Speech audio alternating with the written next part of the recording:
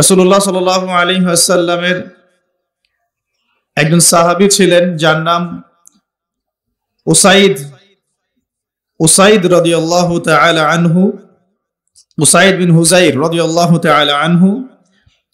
তিনি একদিন রাতের বেলা নামাজ পড়ছিলেন এবং নামাজের মধ্যে তিনি কোরআন তেলাওয়াত করছিলেন।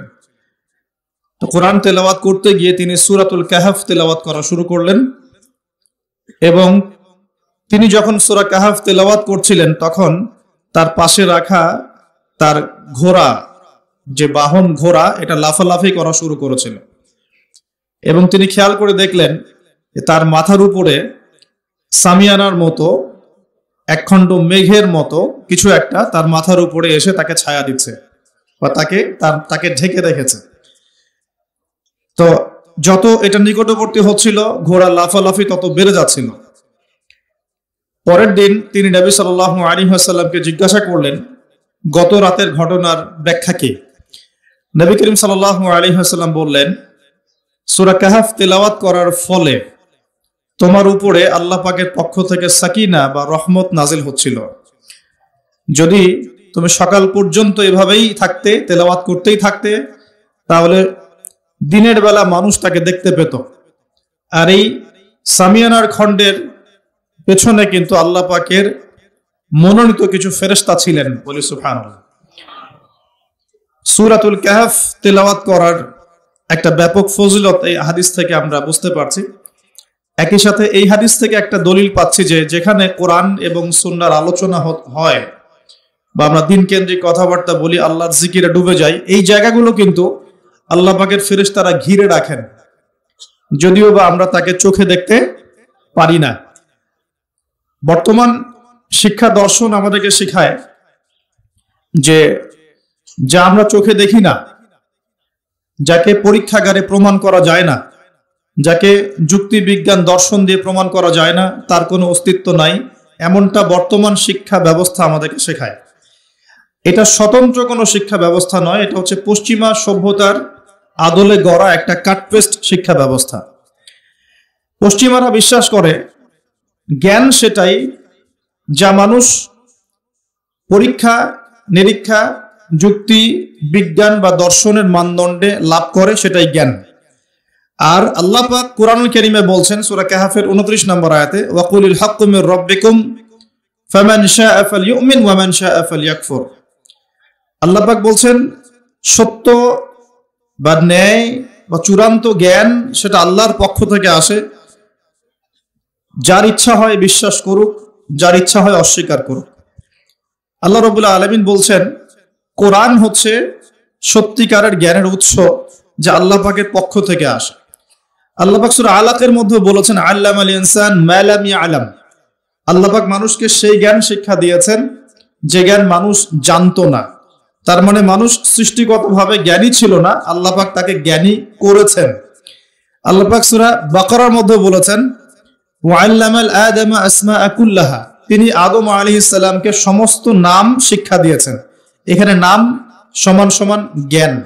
নাম মানে শুধু আব্দুর রহমান আব্দুর রহিম নয়, নাম মানে এখানে কি জ্ঞান।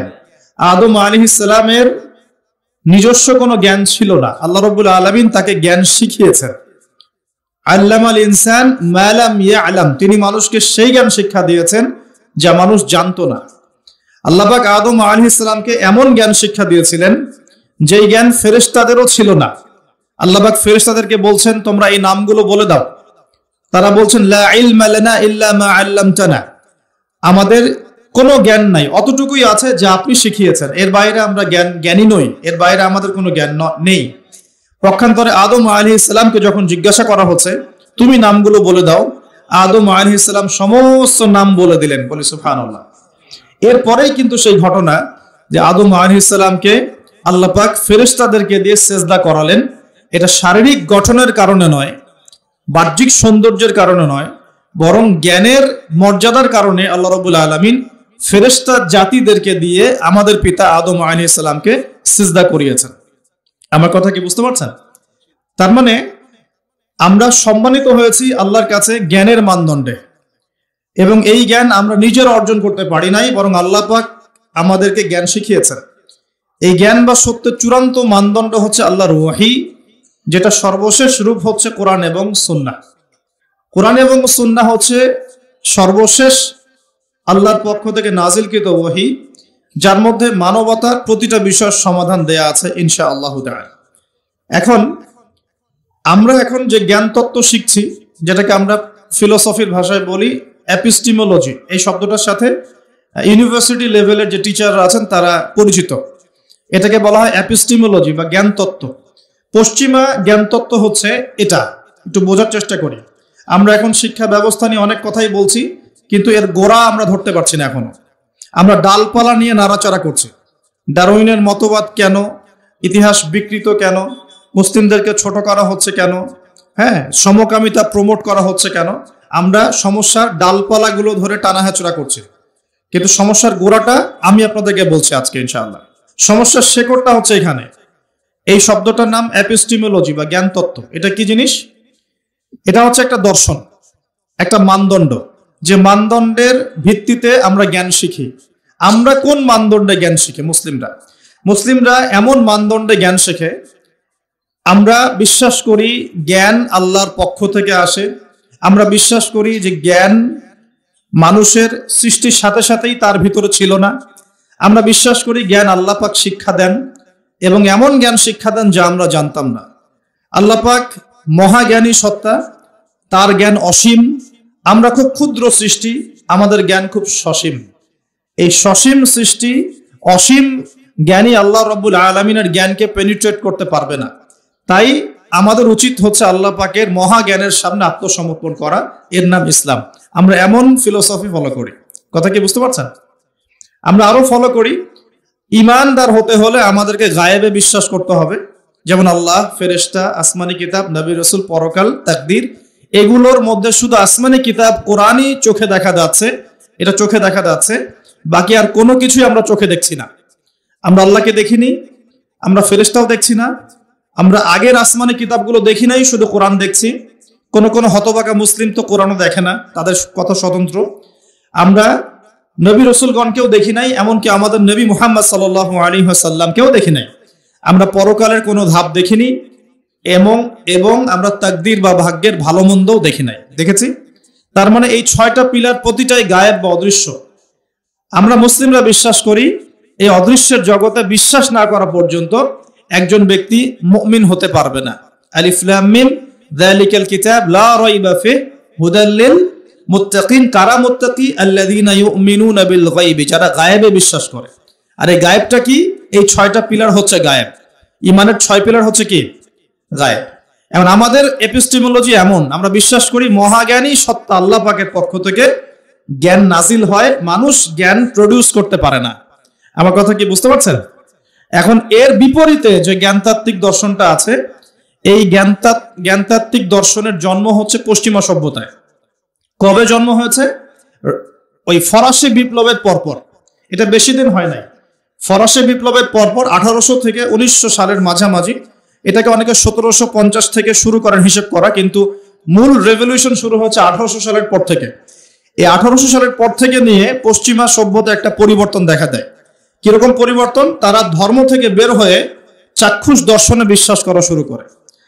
তারা গির্জা, পোপ এগুলোকে এলিমিনেট করে, বাদ দিয়ে এমন একটা দর্শন চালু করে যে চোখে যা দেখা যায় তাই বিশ্বাস করব।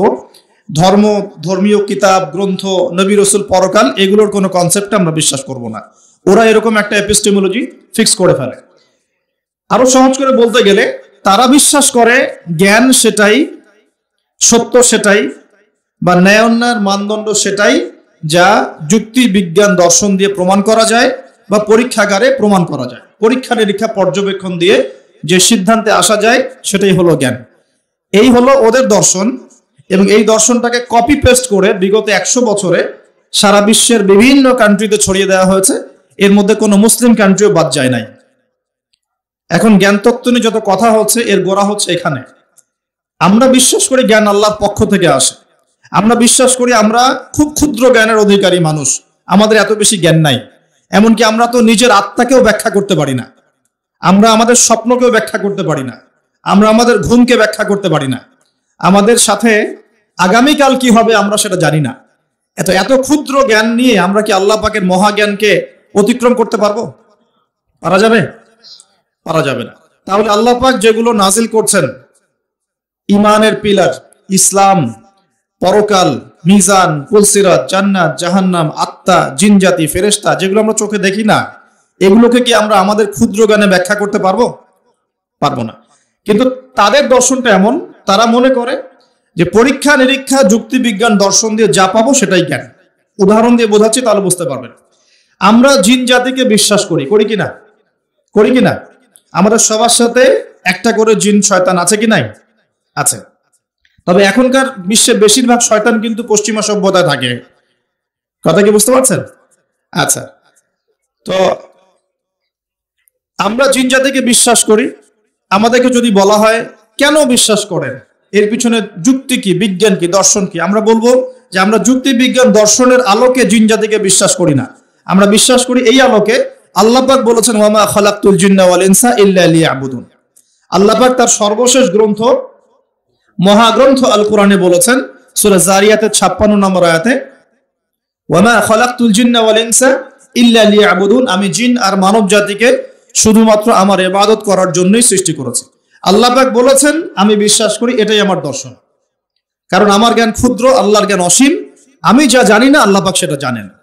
এই হলো আমাদের সহজ সরল দর্শন।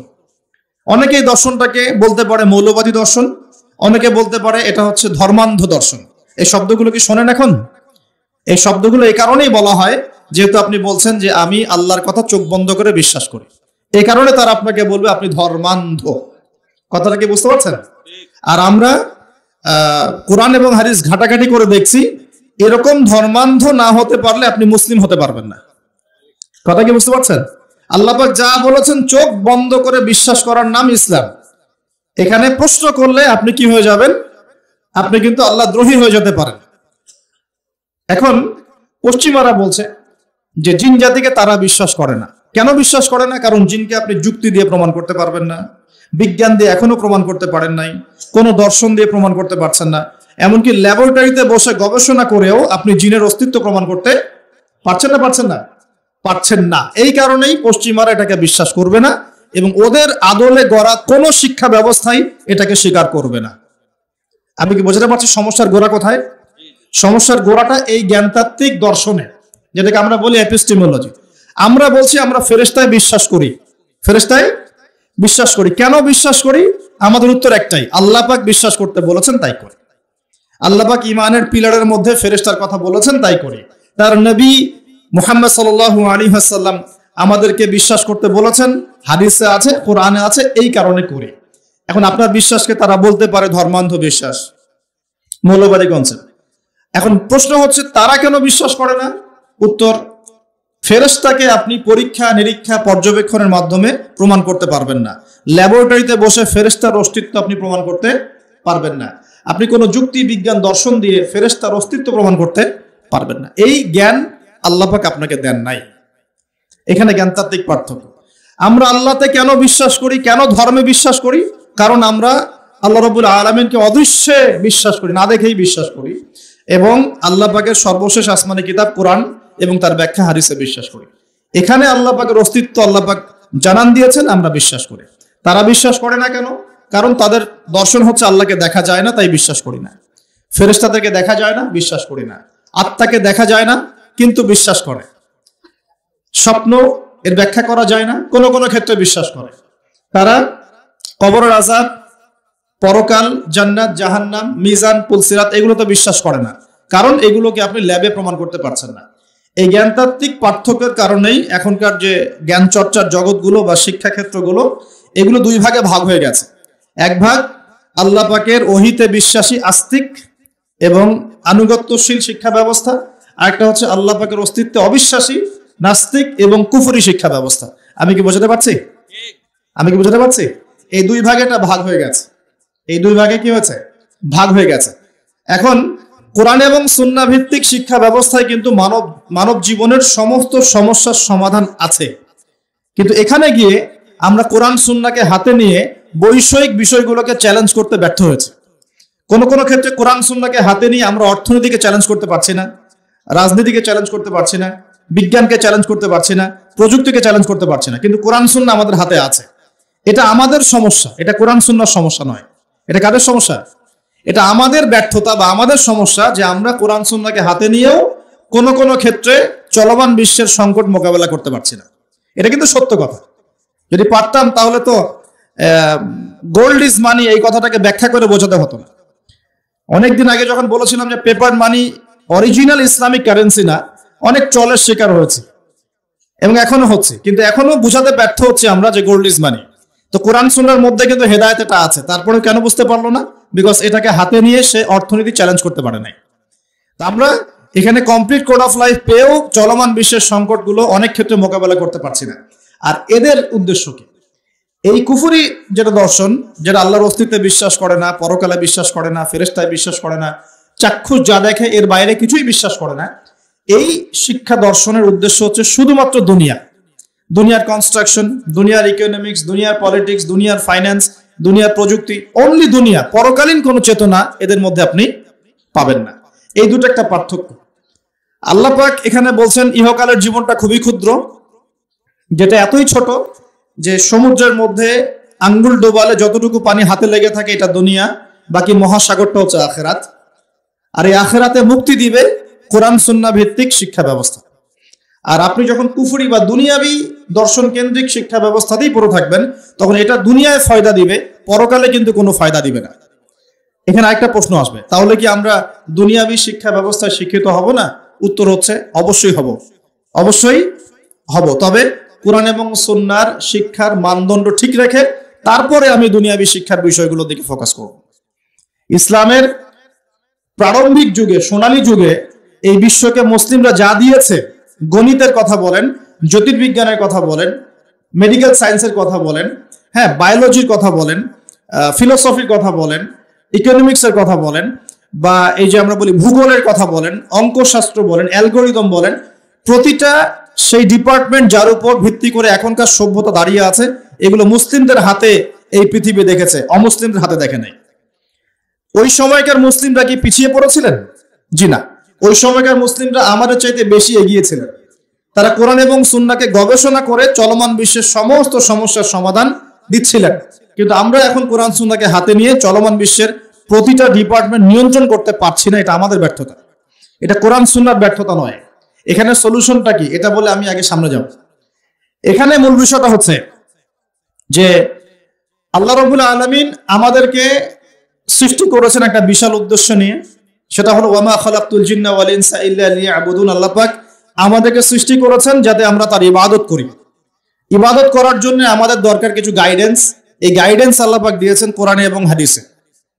প্রয়োজন একজন শিক্ষকের, মহান শিক্ষক দিয়েছেন মুহাম্মদ রাসূলুল্লাহ সাল্লাল্লাহু আলাইহি ওয়াসাল্লামকে, যাকে দেখে শিখতে হবে। আমরা তাকে দেখছি না, তার সাহাবীরা তাকে দেখেছেন, তার পরের জেনারেশন সাহাবীদেরকে দেখেছেন, তারপরের জেনারেশন তাবেঈদেরকে দেখেছেন। এভাবে আস্তে আস্তে আস্তে আস্তে এই জ্ঞানটা চলে আসছে। এখন আমরা উলামায়ে কেরামকে দেখছি যারা কোরআন এবং সুন্নাহকে ব্যাখ্যা করছেন এবং এর আলোকে যুগ এবং জিজ্ঞাসার জবাব দেওয়ার চেষ্টা করছেন।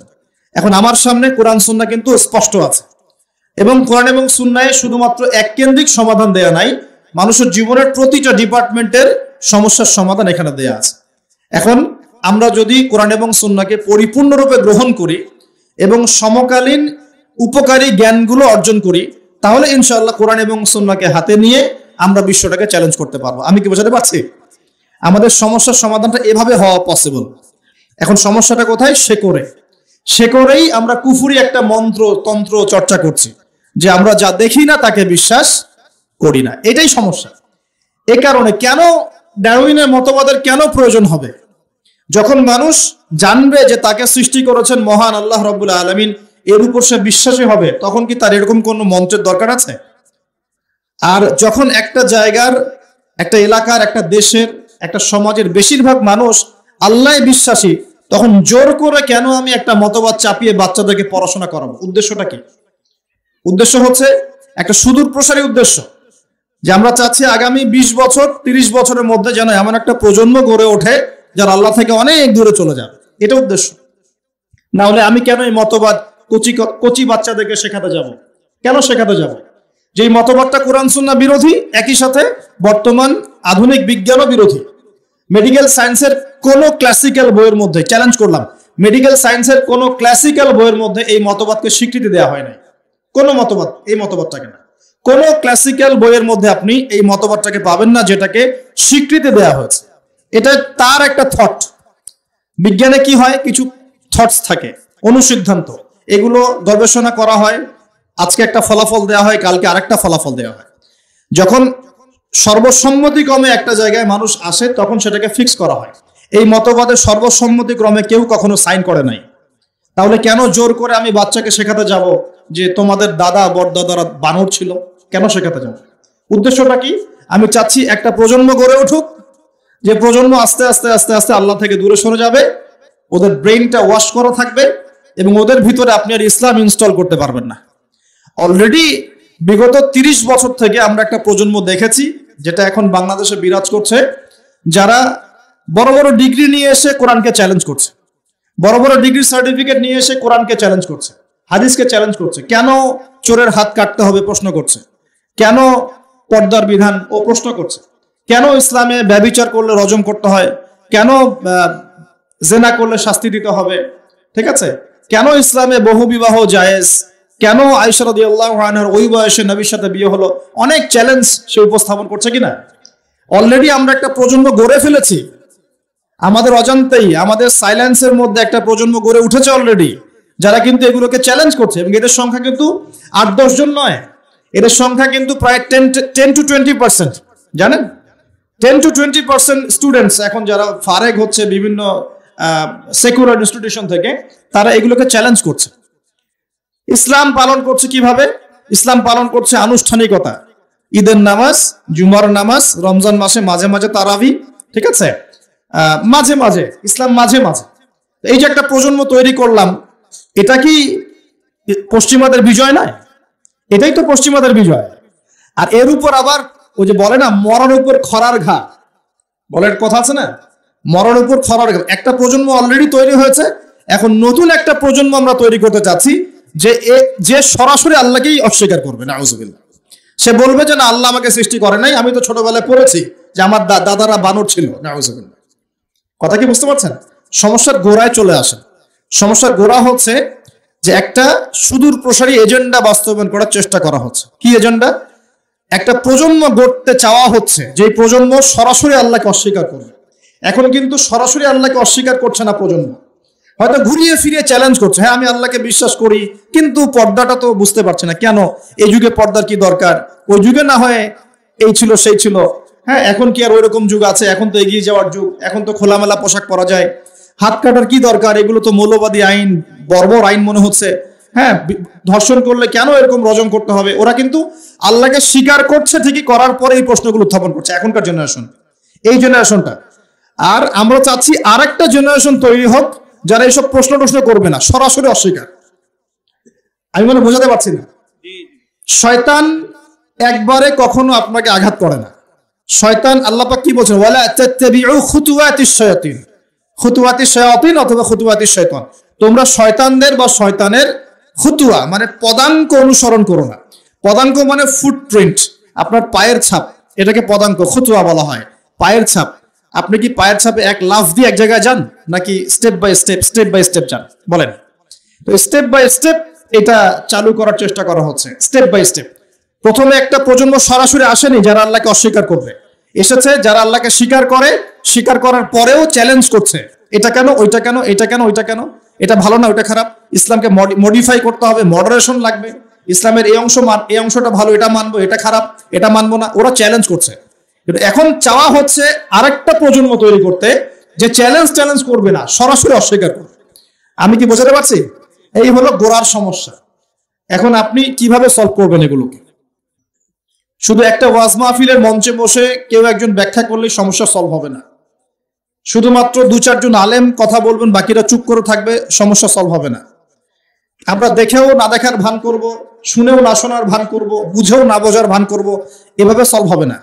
আমরা যদি মনে করি যে এগুলো সামান্য বিষয়, বাচ্চা কাচ্চা এগুলো টুকটাক শিখলে কি বা সমস্যা, তাহলে সমস্যা আছে।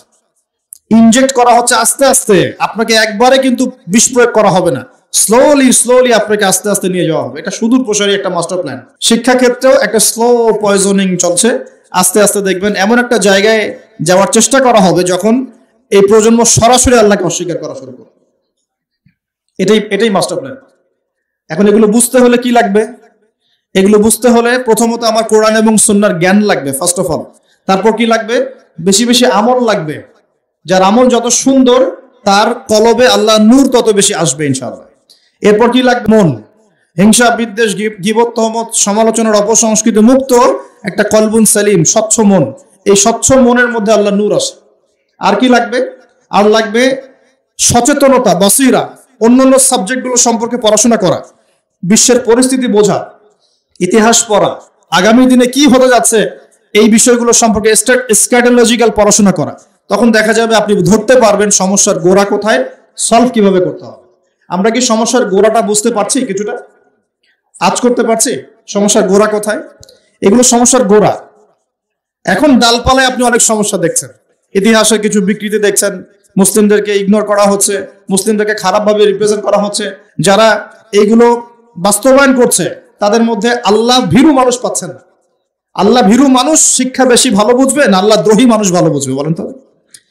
আল্লাহ ভীরু মুত্তাকি মানুষ শিক্ষা ক্ষেত্র ভালো বুঝবে না একজন ফাসেক, মুনাফিক, জালেম, নামাজও পড়ে না এই ব্যক্তি ভালো বুঝবে? কে ভালো বুঝবে? হ্যাঁ, এটা ঠিক আছে। একজন অমুসলিম ব্যক্তি যদি ইকোনমিক সেকশনে ভালো জ্ঞানী হয়, সে সেই সেকশনের জ্ঞান আপনাকে দিতে পারবে। একজন তথ্য প্রযুক্তির ক্ষেত্রে যদি একজন অমুসলিম ব্যক্তিও থাকেন, সে কিন্তু আপনাকে ভালো জ্ঞান দিতে পারবেন ওই সেকশনে। কিন্তু তারা কি কোরআন সুন্নাহর মানদণ্ডে জ্ঞানের সত্য মিথ্যা যাচাই করতে পারবে? পারবে না। এখানে আল্লাহ ভীরু মানুষের দরকার ছিল না? তো এখানে যারা প্রণয়ন করছে ওখানে আল্লাহ ভীরু মানুষ কয়জন? সেখানে ইসলামিক জ্ঞানে জ্ঞানী, বলিয়ান এরকম স্কলার কয়জন? তাদের সাথে পরামর্শের প্রয়োজন কি আমরা বোধ করব না?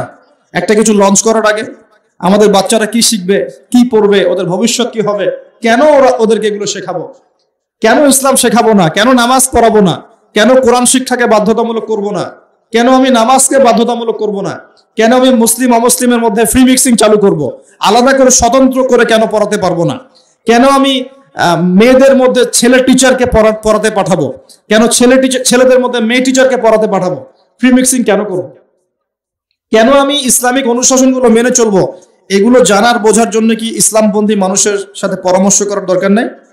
পরামর্শ কে করতে যায়? সবাই যে যার মতো কাজ করছে। এর ফল কিন্তু শুধু আমরা ভোগ করবো তা নয়, যারা এগুলো লঞ্চ করছে তাদের বাড়ির সন্তানরা এর ফল ভোগ করবে। দেখে নিন, কথা বুঝতে পারছেন না? এগুলোর ফল শুধু আমরা একা ভোগ করছি তা নয়, এর ফল পুরো জাতিকে ভোগ করতে হবে যদি এখনই বিকল্প কোনো ব্যবস্থা বা এর সলিউশন লঞ্চ করা না যায়। দেখুন, আল্লাহ রাব্বুল আলামিন আমাদেরকে এই পৃথিবীতে এমনি এমনি পাঠান নাই।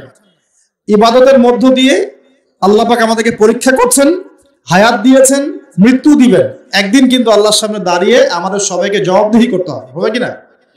আমি যদি কোনো ভালো কিছু চালু করে যাই তাহলে যত মানুষ এই ভালো দিয়ে উপকৃত হবে সমস্ত নেকি কিন্তু আমি পাবো ইনশাআল্লাহ। একই সাথে আমি যদি খারাপ কিছু চালু করে যাই, যত মানুষ এই খারাপে ইফেক্টেড হবে সব গুনাহ কিন্তু আমার কাঁধে আসবে। এটা বুঝেই আমাকে কাজ করা উচিত। আল্লাহ পাক আমাদেরকে তৌফিক দান করুন, বলি আমিন।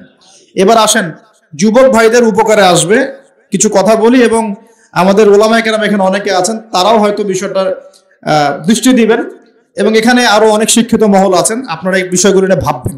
এটা জাস্ট আমার একটা পরামর্শ, আমার ক্ষুদ্র জ্ঞানে। আর আমি কখনোই বলছি না যে আমার পরামর্শটাকে আপনাকে গ্রহণ করতেই হবে। আপনাকে আমি বাধ্য করতে পারবো না, ফোর্স করতে পারবো না। আমি শুধু দাওয়াত দিতে পারবো, সত্য মিথ্যাটাকে ক্ষুদ্র জ্ঞানে উপস্থাপন করতে পারবো ইনশাআল্লাহ। বাকি বিষয়টা আপনার। সলিউশন কিভাবে করবেন দেখুন। এক, সলিউশন সম্ভব ব্যক্তি পর্যায় থেকে, অথবা সামাজিকভাবে, অথবা রাষ্ট্রীয়ভাবে। তিনটা পর্যায়ে, ব্যক্তি পর্যায় থেকে সম্ভব, সামাজিকভাবে সম্ভব, রাষ্ট্রীয় পর্যায়ে সম্ভব। যদি রাষ্ট্রীয় পর্যায় থেকে সদুদ্যোগ থাকে তাহলে তার কোনো প্রয়োজনই নাই উদ্যোগের। যদি রাষ্ট্রীয় পর্যায় থেকে এমন সদুদ্যোগ থাকে যে আমরা এমন শিক্ষা ব্যবস্থা চালু করব ইনশাআল্লাহ, যে শিক্ষা ব্যবস্থায় আমার সন্তান হাফেজও হবে, ডক্টরও হবে, আমার সন্তান আলেমও হবে, মুফতিও হবে, পাইলটও হবে, আমার সন্তান আর্মি অফিসারও হবে, আমার সন্তান হাফেজও হবে, সে মুফতিও হতে পারবে, আমার সন্তান ইমামতি করার যোগ্যতা অর্জন করবে, পাশাপাশি রাজনীতিও বুঝবে, অর্থনীতিও বুঝবে। এরকম যদি কোনো সিস্টেম আমরা চাই, এরকম স্বপ্ন দেখতে পারি যে আমরা সবাইকে এমন শিক্ষায় শিক্ষিত করব যে উভমুখী শিক্ষায় হারমোনিয়াসলি কম্বাইন্ড হবে, মানে আমরা একমুখী চিন্তা করব না, আমরা উপকারী সব জ্ঞানগুলোকে একত্রিত করে একটা কনস্ট্রাকটিভ সিলেবাস লঞ্চ করব। যে এমন চিন্তা থাকতো বা থাকে উপর থেকে, তাহলে তো আমাদের ভাবার কোনো প্রয়োজনই নাই। কিরকম হবে তাহলে ফলাফল? মনে করেন আমার ছেলে ক্লাস 1 থেকে নিয়ে ক্লাস 10 পর্যন্ত পড়েছে, এবং এখানে সে ইংরেজি পড়েছে, বাংলা পড়েছে, মুক্তিযুদ্ধ পড়েছে, হ্যাঁ, দেশের ঐতিহ্য জেনেছে, ইতিহাস পড়েছে, আইসিটি পড়েছে, সবকিছুই পড়েছে মাশাআল্লাহ। পাশাপাশি সে এই 10 বছরে 10 পারা কোরআন হিফজ করতে পারবে, এই 10 বছরে মিনিমাম সে 1000 হাদিস পড়তে পারবে, এই 10 বছরে সে আকীদার বইগুলো পড়তে পারবে, ফিকহের প্রামাণ্য বইগুলো পড়তে পারবে, সে আরবি ল্যাঙ্গুয়েজ শিখবে, ইবারত পড়ার যোগ্যতা অর্জন করবে। ফিউচার যখন বড় লেভেলে সে যাবে, তখন সে তার লাইফটাকে ভাগ করে নিবে ঠিকই, কিন্তু ইসলামের ভিত্তির জ্ঞানটা তার মধ্যে থেকে যাবে। আমি মনে বুঝাতে পারছি না? সলভ কিভাবে করতে পারে? উপর লেভেল থেকে হলে তো কোনো কথাই নাই, যদি সদুদ্যোগ থাকে। কি রকম সদুদ্যোগ? আমি একটা পরামর্শ দিচ্ছি যে আমরা আমাদের বাচ্চাদেরকে বাংলা শেখাবো, আরবি শেখাবো, ম্যাথ শেখাবো, সবই শেখাবো ফ্রম ডে 1, প্লে গ্রুপ থেকে শুরু করে। কিন্তু একই সাথে আমরা কোরআন শেখাবো, একই সাথে আমরা নবী সাল্লাল্লাহু আলাইহি ওয়াসাল্লামের সুন্নত শেখাবো, একই সাথে আমরা নামাজ শেখাবো, ইসলামিক নীতি নৈতিকতা শেখাবো, আমরা দেশপ্রেম শেখাবো, আমরা কালচার শেখাবো, কিভাবে সভ্য হতে হয় শেখাবো, কিভাবে ভালো করে কথা বলতে হয় শেখাবো, কিভাবে সামাজিক হতে হয় শেখাবো, কিভাবে শরীর চর্চা করতে হয় শেখাবো, কিভাবে ভালো খেতে হয় শেখাবো। ওকে ছোটবেলা থেকে গড়া সম্ভব কিনা? এটা কি পসিবল না ইম্পসিবল? এই স্বপ্নটা দেখা কি যৌক্তিক না অযৌক্তিক? এই স্বপ্নটাকে বাস্তবায়ন করা সম্ভব না অসম্ভব? কি মনে হয় আপনাদের? 1 বছরের মধ্যে সম্ভব, অনলি 1 বছরের মধ্যে। 1 বছরের মধ্যে এরকম সিস্টেম লঞ্চ করা সম্ভব ইনশাআল্লাহ। আমি গর্ব করে বলছি না, 3 ঘন্টার মধ্যে প্লে থেকে নিয়ে আপনাকে আমি 5 পর্যন্ত এই 7টা-8টা ক্লাসে জেনারেল এবং ইসলামিক সিলেবাস একত্রিত করে আপনাকে একটা লঞ্চ করে দিতে পারবো ইনশাআল্লাহ। 3 ঘন্টা সময় লাগবে ইনশাআল্লাহ, উইদিন 3 আওয়ার্স।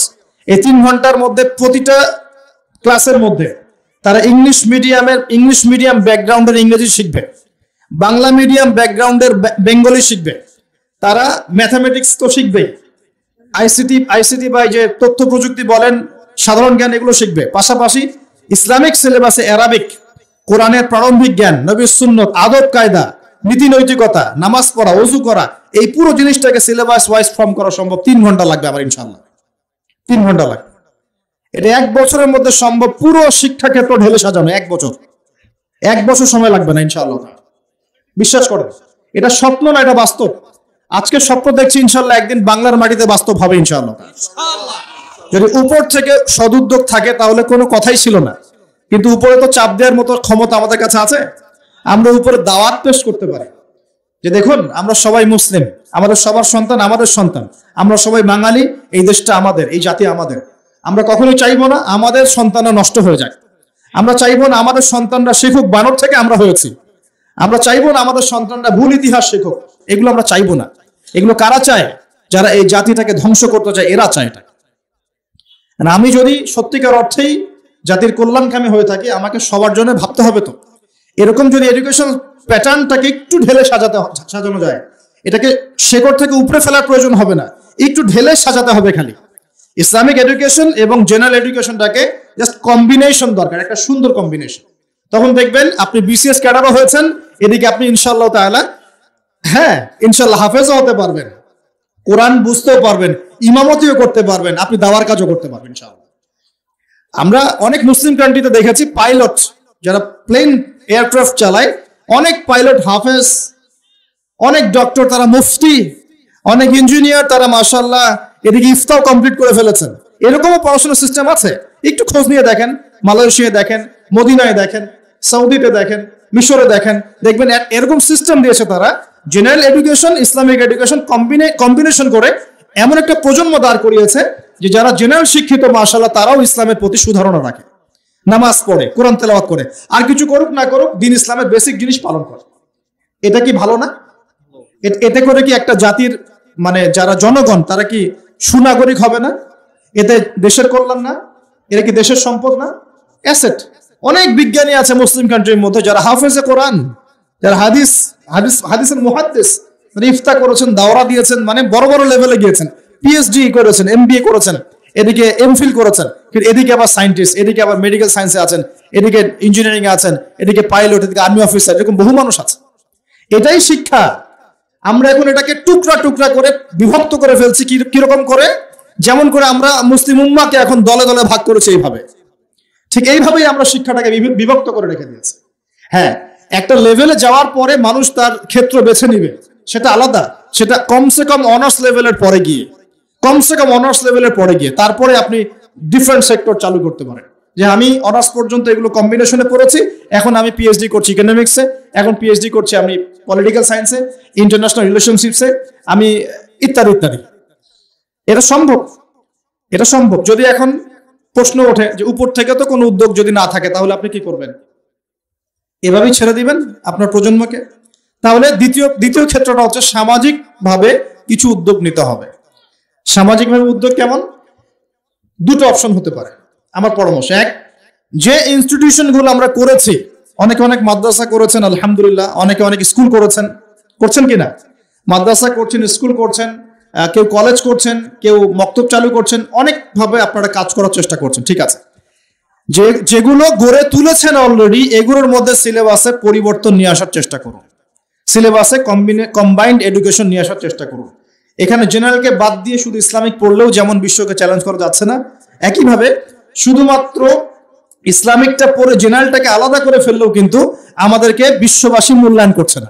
কথা কি বুঝতে পারছেন? দুটোর মধ্যে সমন্বয় দরকার। আর এই সমন্বয় করলে আমরা কিন্তু ফাসেক হয়ে যাব না। অঙ্ক কোনো অনইসলামিক সাবজেক্ট নয়, ইংরেজি কোনো অনইসলামিক সাবজেক্ট নয়, বিজ্ঞান কোনো অনইসলামিক সাবজেক্ট নয়, চিকিৎসা শাস্ত্র কোনো অনইসলামিক সাবজেক্ট নয়, ইঞ্জিনিয়ারিং কোনো অনইসলামিক সাবজেক্ট নয়। এগুলো কি, এই জ্ঞানগুলো কি আমরাই মানে প্রডিউস করেছি, না এই জ্ঞান আল্লাহ আমাদেরকে দিয়েছিলেন? বলেন তো। আপনি যদি কোরআন পড়লে দেখবেন কোরআনকে 3 ভাগে ভাগ করতে পারবেন। যার একটা বড় অংশে থাকবে হিস্ট্রি বা ইতিহাস। তাহলে ইতিহাস শাস্ত্র কি জায়েজ না জায়েজ? হিস্ট্রি জানা কি খারাপ না ভালো? বিশ্বের ভূ রাজনৈতিক প্রেক্ষাপট জানবো, এটা কি জায়েজ না জায়েজ? আমি যদি না জানি পুরো বিশ্বে কি চলছে, আমি কেমন করে ইসলামকে নিয়ে আগাবো বলেন? অর্থনীতি একটা জায়েজ সাবজেক্ট না জায়েজ সাবজেক্ট? ইকোনমিক্স যদি আমি না বুঝি, তাহলে আমি ব্যাংকিং সিস্টেম, ফাইন্যান্স কেমন করে লঞ্চ করব, কিভাবে আমি এটাকে ডিল করব? এখানে একটা শুরু থেকে সমস্যা হয়ে আসছে, আমরা দুটোকে একত্রিত করতে ব্যর্থ হয়েছি। তাহলে যে প্রতিষ্ঠানগুলো আছে, এগুলোকে যদি আমরা একটু সিলেবাসে কিছুটা পরিবর্তন আনার চেষ্টা করি, আমার মনে হয় আগামী 5 থেকে 10 বছরের মধ্যে আপনি একটা প্রজন্ম তৈরি করতে পারবেন, যারা বলবে না যে বানর থেকে আমি হয়েছি, যারা বলবে আমরা আল্লাহ থেকে হয়েছি ইনশাআল্লাহ, আমরা আল্লাহ থেকে এসেছি, আল্লাহ ফিরে যাবো ইনশাআল্লাহ।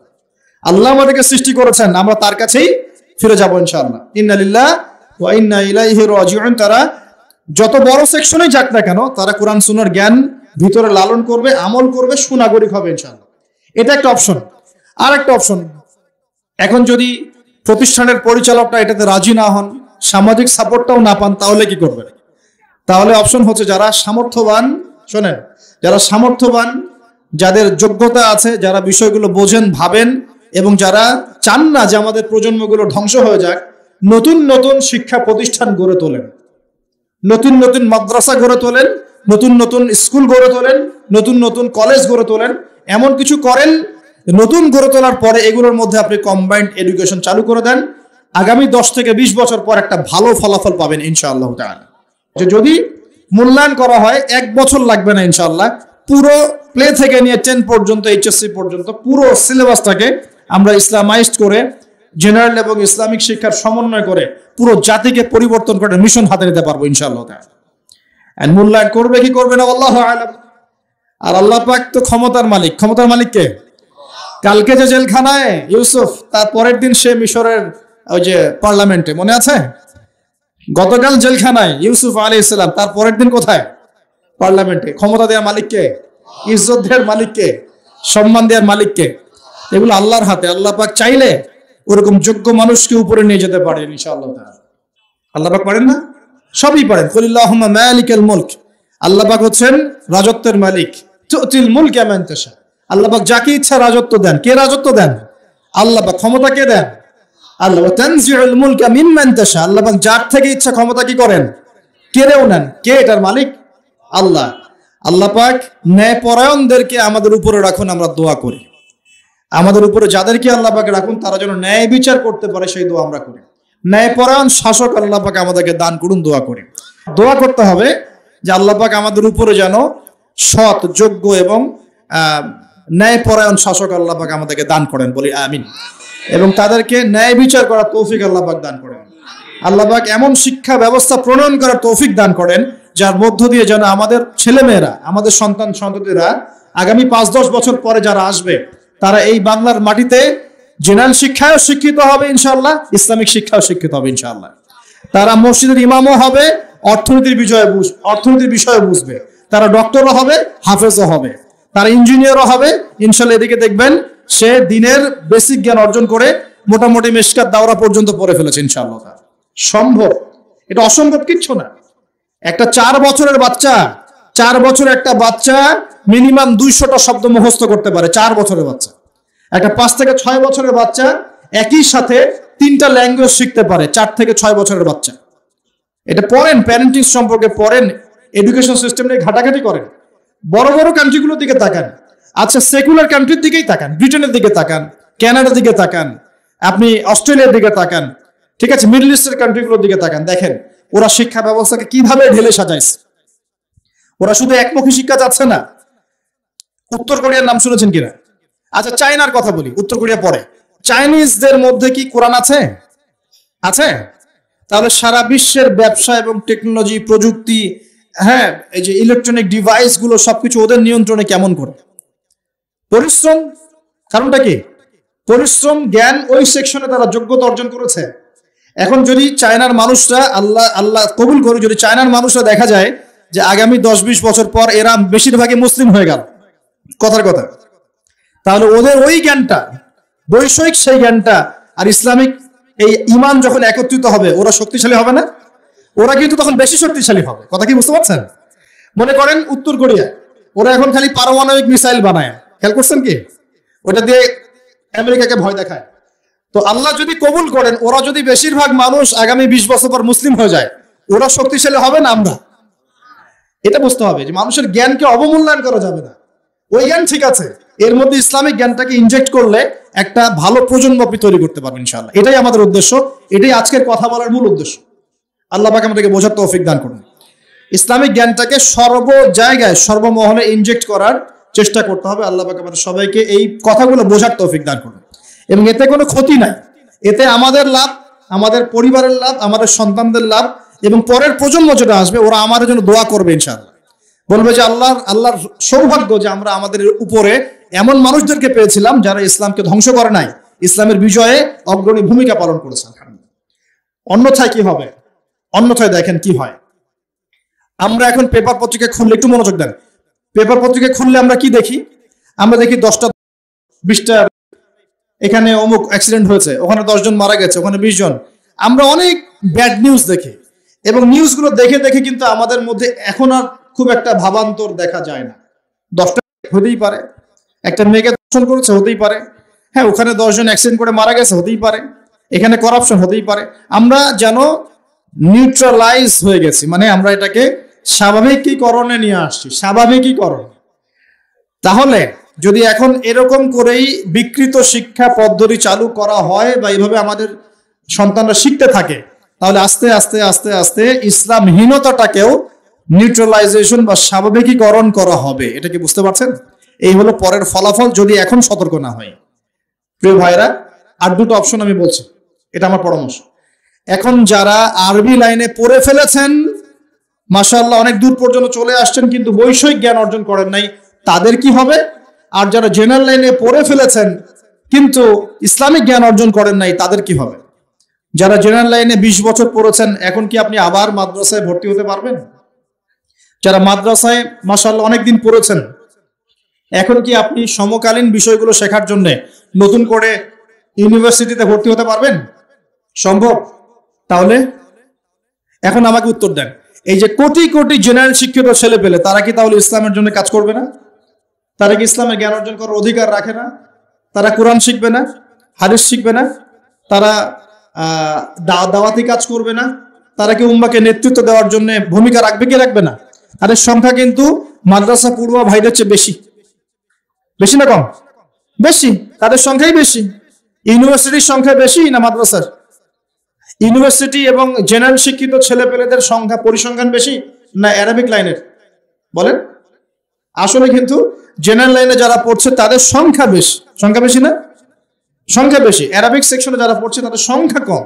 তাহলে হিউজ অ্যামাউন্ট অফ পপুলেশন আমাদের, এদেরকে অ্যাভয়েড করে কি আমরা একা একা ইসলামের কাজ করতে পারবো না? ওদেরকে ইনভলভ করতে হবে। ওদেরকে ইনভলভ করতে গেলে ওদেরকে শিক্ষিত বানাবো কিভাবে? এখন ওদেরকে ইসলাম শেখাবো কিভাবে? কি অপশন, কি ফিকির? তাবলীগ জামাতে যাচ্ছে, কিছু মানুষ শিখছে, বুঝলাম, কিন্তু এখানে কি উপরের লেভেল পর্যন্ত দাওরা ইফতা দেওয়ার পর্যন্ত কি সুযোগ আছে? বেসিক জিনিস আপনি শিখবেন, ইবাদত করবেন, ওলামায়ে কেরামের সুহবতে থাকবেন, ওকে অলরাইট, কোনো সমস্যা নেই। কিন্তু ওদেরকে যদি আমরা দায়ী বানাতে চাই, ওদেরকে যদি আমরা এখন হাফেজ বানাতে চাই, ওদেরকে যদি আমরা মুফতি বানাতে চাই, তাহলে কি পদক্ষেপ? কি কোনো ফিকির, কোনো চিন্তা? কে ভাববে এগুলো নিয়ে? কি করতে হবে? ওদেরকে মিনিমাম 3 থেকে 4 বছর বা 5 বছরের শর্ট কোর্সের আওতায় নিয়ে আসার চেষ্টা করতে হবে। মিনিমাম 4 থেকে 5 বছর। আপনারা ভাবেন 5 বছরের জন্য এমন সিলেবাস ফর্ম করেন যাতে একজন জেনারেল শিক্ষিত ভাই 5টা বছর যদি শ্রম দেয়, সেজন্য আবার মৌলানার টাইটেল পাওয়ার যোগ্যতা অর্জন করতে পারে, বা এই পড়াশোনার কিছুটা হলেও সে কভার করতে পারে। এই পদ্ধতি তো আপনাদেরকে চালু করতে হবে। এখন এক্সাম্পল দিচ্ছি, মনে করেন এই যে ভাই বসে আছে, তার নাম আব্দুল্লাহ। আব্দুল্লাহ ভাই অনার্স করেছে মনে করেন কেমিস্ট্রিতে, মাস্টার্স করেছে কেমিস্ট্রিতে, রসায়নে। সে মাশাআল্লাহ কেমিস্ট হচ্ছে এবং সে তার এই যোগ্যতা দিয়ে দেশের খেদমত করছে, আলহামদুলিল্লাহ, চাকরি করছে। এখন সে চায় আমিও দিনের জন্য কিছু করব, এবং আমি শুধু গতানুগতিক করতে চাই না, আমি ভালো কিছু করতে চাই। তাহলে নিঃসন্দেহে আব্দুল্লাহ ভাইকে কোরআন তেলাওয়াত করা শিখতে হবে, আব্দুল্লাহ ভাইকে আরবি ভাষা শিখতে হবে, আব্দুল্লাহ ভাইকে নিঃসন্দেহে এখন হাদিসের ইবারত পড়ার যোগ্যতা অর্জন করতে হবে, তাকে আকীদার বই পড়তে হবে, ফিকহের বই পড়তে হবে, কিছু উসুল পড়তে হবে এবং তাফসীর, এগুলো পড়ে তাকে একটা লেভেলে আসতে হবে। কিন্তু এখন তার তো মাদ্রাসায় ভর্তি হওয়ার কোনো সুযোগ নাই, আছে? তাহলে ওর জন্য আমি যদি আমার মাদ্রাসায় একটা 5-6 বছরের কোর্স লঞ্চ করতে পারি, যেখানে ওই 100% না হলেও সে মোটামুটি 60-70% কভার করে একটা লেভেলে আসলো, ওকে আমি একটা ইসলামের সম্পদ বানালাম। আমি কিন্তু ওকে একটা সম্পদে পরিণত করলাম। আগে থেকে ওর মধ্যে কেমিস্ট্রির জ্ঞান ছিল, বৈষয়িক জ্ঞানগুলো ছিল, ওর জ্ঞান দিয়ে দেশের খেদমত করছিল। এখন সে ইসলামিক জ্ঞানটা অর্জন করে উম্মার খেদমত করবে। সম্ভব কি না? সম্ভব না অসম্ভব? এই স্বপ্নটা কি বাস্তবে আনা যায় না? যায় না? এরকম প্রতিটা কওমি মাদ্রাসা বা প্রতিটা আলিয়া মাদ্রাসা, প্রতিটা বড় বড় প্রতিষ্ঠান যদি এরকম উদ্যোগ নেয়, 4 থেকে 5 বছর 6 বছরে কিছু কোর্স লঞ্চ করে, হ্যাঁ, শরিয়া ফ্যাকাল্টি হতে পারে, দাওয়া এন্ড ইসলামিক স্টাডিজ হতে পারে, কোরআনিক সায়েন্স হতে পারে, হ্যাঁ, মানে সেক্টর আপনারা ভাগ করতে পারেন করে যদি আপনারা জেনারেল ভাইদেরকে সুযোগ করে দেন, এই কোটি কোটি জেনারেল শিক্ষিত ছেলের মধ্যে কমপক্ষে 1 লাখ ছেলে তো বের হবে যারা আগামী দিনে উম্মাকে নেতৃত্ব দেওয়ার যোগ্যতা অর্জন করবে। ভাবা উচিত ছিল, এগুলো ভাবতে হবে না? আচ্ছা, এখন যদি না ভাবেন, এখনো যদি না করেন, তাহলে আগামী 20 বছর পর যে প্রজন্মটা আসবে, ওরা বলবে আমরাও তো কিছুই করতে পারলাম না। আরো 20 বছর পিছায় যাবে এরা। তখন কি হবে? আল্লাহ পাক আমাদেরকে কথাগুলো বোঝার তৌফিক দান করবে। আরেকটা বিষয়, এখন মনে করেন ইসলামিক লাইনে যারা পড়াশোনা করেছেন মাশাআল্লাহ, কিন্তু ইকোনমিক্স পারছেন না, ইংলিশ পারছেন না, আইসিটি পারছেন না, বা সমকালীন জিওপলিটিক্স বুঝতে পারছেন না, সমাজের মানুষ তাদেরকে মূল্যায়ন করছে না। আমরা জানি, আমরা বুঝি তাদের মধ্যে কোরআন সুন্নাহর গভীর জ্ঞান আছে, কিন্তু সমাজের মানুষ বলছে কি, এই মোল্লারদর মসজিদ পর্যন্ত কথা বলছে না, তাকে মূল্যায়ন করছে না। ইমাম সাহেব হিসেবে তিনি আসছেন, ইমামকে মূল্যায়ন করছে না। তিনি খতিব, তাকে মূল্যায়ন করছে না। তিনি বলছে একজন ইমাম কেন অর্থনীতি নিয়ে কথা বলবে, একজন খতিব কেন পলিটিক্স নিয়ে কথা বলবে, এই কথাগুলো বলছে না। তাহলে আমাদেরও কি এই জ্ঞানগুলো অর্জন করার প্রয়োজন আছে কি না? আছে। তাহলে এখন তো আপনি আবার ইউনিভার্সিটিতে ভর্তি হতে পারবেন না। তাহলে ইউনিভার্সিটিগুলোর মধ্যে যদি আমরা তাদের জন্য যদি আমরা এরকম করে কোনো শর্ট কোর্স লঞ্চ করতে পারতাম, সেকশন ভাগ করে করে পড়াতে পারতাম, তাহলে কিন্তু ওরাও আগামী দিনে দেশের অ্যাসেট বা সম্পদে পরিণত হতো। এখানে একটা মেরুকরণ দেখতে পাচ্ছেন কি? এই মেরুকরণটাকে দূর করাটাই হচ্ছে এখনকার বিশ্বের চ্যালেঞ্জ। এই মেরুকরণ শিক্ষার এই জ্ঞানতাত্ত্বিক এপিস্টেমোলজিক্যাল মেরুকরণ দূর করাটাই আগামীর বাংলাদেশের চ্যালেঞ্জ হবে। এই চ্যালেঞ্জ মোকাবেলা করার জন্য আমাদের জাতি প্রস্তুত আছে কি? আমরা প্রস্তুত আছি? আমাদের কিছু করণীয় আছে? আমি কি অল্প সময়ের মধ্যে ভাঙাচোরা কিছু ব্যাখ্যা করতে পারলাম যে সমস্যাগুলো কোথায়, সলিউশনগুলো কিভাবে হতে পারে? আল্লাহ পাক আমাদের সবাইকে কথাগুলো বোঝার তৌফিক দান করুন। এখন আমার প্রশ্ন যে আমরা কি চাই যে আমাদের পরবর্তী প্রজন্ম জ্ঞানতাত্ত্বিক এই মেরুকরণের অতল তলে হারিয়ে যাক? এটা কি আমরা চাই? নাকি আমরা চাই আমাদের পরবর্তী প্রজন্ম কোরআন সুন্নাহর জ্ঞানের পাশাপাশি সমসাময়িক জ্ঞানগুলো নিয়ে কোরআন সুন্নাহর ঈমান এবং চেতনা বুকে ধারণ করে আগামীর বিশ্বের সমস্ত সমস্যাগুলোকে ফেস করুক? কোনটা চাই? নিঃসন্দেহে 2 নম্বরটাই আপনি চাচ্ছেন।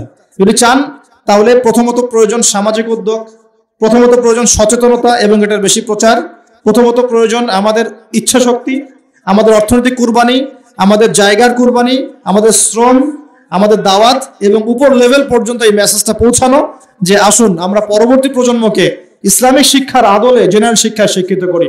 আল্লাহ পাক আমাদেরকে তৌফিক এনায়েত করুন। একটা আলোকিত প্রজন্ম আমাদের অঙ্গীকার হোক, আমরা এই প্রত্যয় ব্যক্ত করি। আল্লাহ পাক আমাদের সবাইকে তৌফিক দান করুন। আমিন। এরপর ইনশাআল্লাহ তাআলা দেখবেন আমাদের এই প্রজন্ম জ্ঞান অর্জন করবে, জ্ঞান অনুযায়ী আমলও করবে ইনশাআল্লাহ। তারা হালাল খাবে, হারামে যাবে না। তাদের পারিবারিক আদর্শ ঠিক করবে ইনশাআল্লাহ তাআলা। তারা আমর বিল মারুফ নাহি আনিল মুনকারের কাজ করবে ইনশাআল্লাহ। তাদের প্রতিভাগুলো দিয়ে তারা দেশের, জাতির এবং উম্মার খেদমত করবে ইনশাআল্লাহ তাআলা। আমরা বিশ্বের বুকে আর দুর্বল কোন শক্তি হিসেবে থাকবো না ইনশাআল্লাহ তাআলা। আমরা বিশ্বের বুকে একটা শক্তিশালী শক্তি হিসেবে আত্মপ্রকাশ করবো ইনশাআল্লাহ আযজা ওয়া জাল। আগামীর বাংলাদেশ দেখবেন শিক্ষার যদি জ্ঞানতাত্ত্বিক রেভলিউশন সম্ভব হয়, আগামীর বাংলাদেশকে বিশ্বের বড় বড় পরাশক্তিরা ভয় করবে ইনশাআল্লাহ। এটা দেখে নিন। আমাদেরকে ফিকির করতে হবে, আমাদেরকে কাজ করতে হবে, চিন্তা করতে হবে, বিশ্বের পরিস্থিতিগুলো বুঝতে হবে। একই সাথে আমাদের সন্তানদেরকে এই ক্ষতিগুলো থেকে বাঁচানোর জন্য আমাদের সন্তানদেরকে ভালো ভালো প্রতিষ্ঠানে পড়াতে হবে। যদি না থাকে প্রতিষ্ঠান, গড়ে তুলতে হবে। যদি গড়ে তুলেও কাজ না হয় তাহলে সামাজিকভাবে একটা সচেতনতা তৈরি করতে হবে, অথবা উপর লেভেল পর্যন্ত মেসেজ পৌঁছাতে হবে যে উদ্যোগ গ্রহণ করুন, অন্যথায় এই প্রজন্ম অন্ধকারে হারিয়ে যাবে। আল্লাহ পাক আমাদের সবাইকে এই কথাগুলো বোঝার এবং আমল করার তৌফিক এনায়েত করুন। সকলেই বলে আমিন।